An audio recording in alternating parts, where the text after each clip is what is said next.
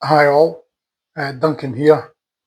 I just wanted to record a quick update on my stroke progress and what's been happening. So it's just past my 9-year stroke anniversary. I had my stroke in July 2016. To mark my 9th year of survival, I wrote a blog article for the Stroke Foundation, which they kindly published. I haven't been working for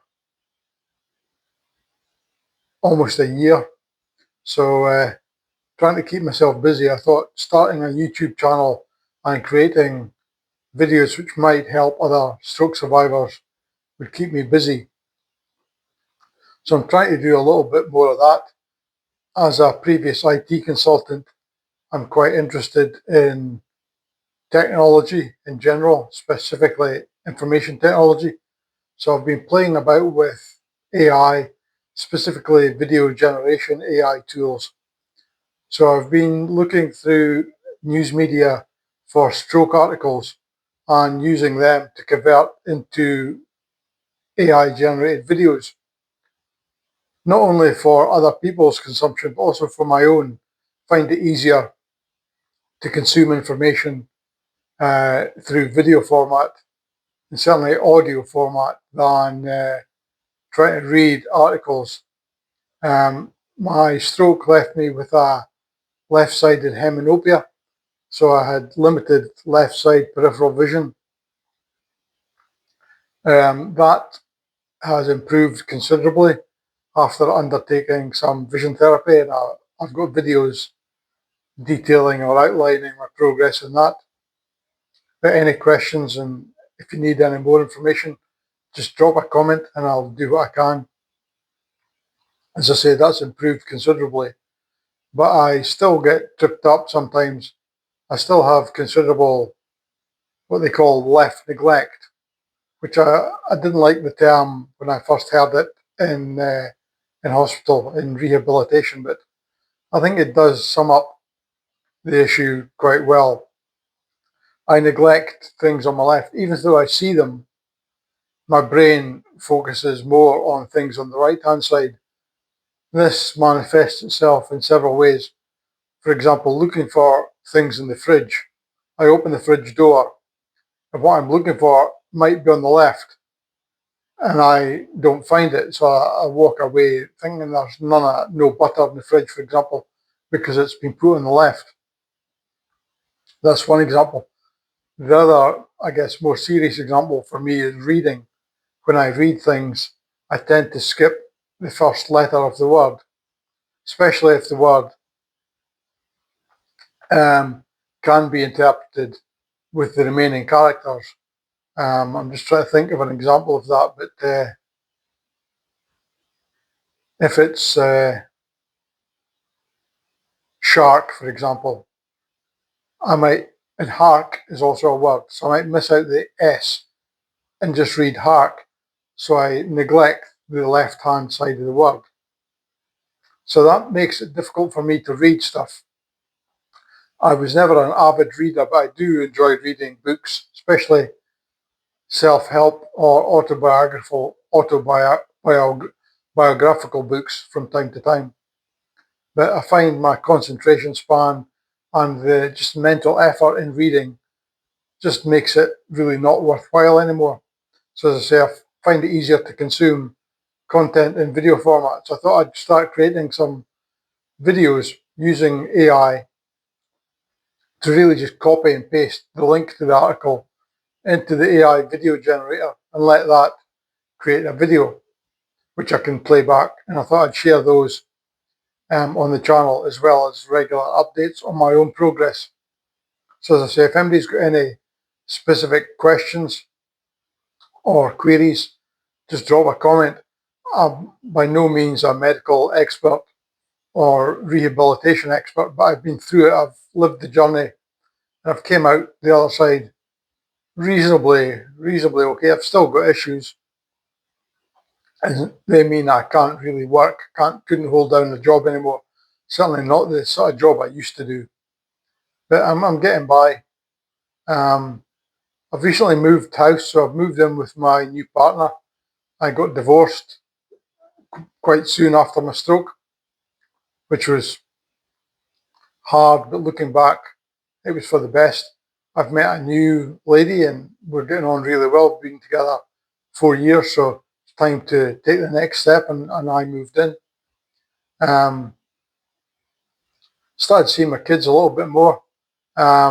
They moved in with her mother and her boyfriend at the time, who happened to be an abusive partner, more coercive control, I think they call it now, rather than physical abuse. But he did have a confrontation with my eldest son, and he headbutted my eldest son. But thankfully, my eldest son is a boxing trainer, so he quickly floored the guy, which I was quite proud of him for doing that. I don't know how much of this I should be sharing, thinking about it, but again, that's one of my ongoing issues, oversharing or saying too much when I shouldn't, but hey ho, there we go. As far as my own health and specifically fighting ability, I suppose, I have recently graded uh, to the level of green belt in Aikido, a Japanese martial art, which I never thought I'd be able to do 9 years ago when I couldn't walk, being in an electric wheelchair. And that was one of the factors I highlighted in my blog post for the Stroke Foundation, that being assigned an electric wheelchair while I was in hospital was a real motivator for me. I envisaged being in a wheelchair, unable to walk for the rest of my life, and that made me put in extra effort to walk again. Something that the doctors didn't think would be possible, but I think with a bit of determination and a bit of focus, we can overcome these hurdles. So I always fancied doing a martial art, but other sports kind of took up all my time. Working, travelling away, having a family, a wife and 3 kids, working reasonably long hours, plus playing other sports like golf, squash, various other commitments meant training in a martial art wasn't really going to be possible. So once I found I had more time on my hands and I needed something to not only motivate me, but give me a bit of a purpose and a goal, I found an article for a free trial for Aikido. I'd been aware of Aikido for a while through movies and documentaries and what have you, as a more gentle martial art, certainly not like Taekwondo or Karate, where there's a lot of kicking and punching. There is a little bit of that, but it's more wrist locks and throws and realigning your opponent or partner, because it's non-competitive. So you partner with somebody and you train together in the techniques. So there's no competitive element, which again, I quite like. So doing Aikido has really helped me. It's given me goals.